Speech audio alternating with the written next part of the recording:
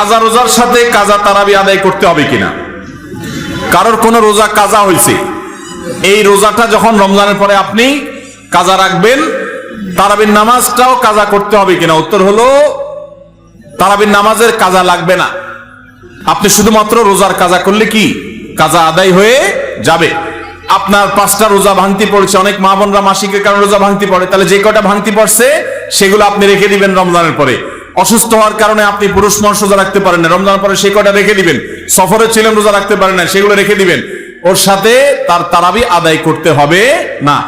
তারাবির সাথে রোজার সম্পর্ক নাই, তারাবি স্বতন্ত্র আমল।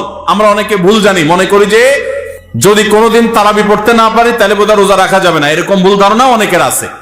রোজার সাথে তারাবির কোনো সম্পর্ক নাই। এমনকি একজন মানুষ রোজা রাখতে পারছে না কিন্তু তারাবি পড়ার সুযোগ আছে, তিনি অবশ্যই তারাবি পড়ার চেষ্টা করবেন, কারণ দুইটাই স্বতন্ত্র ইবাদত। তারাবি পড়া সুন্নাত আর রোজা রাখাটা ফরজ।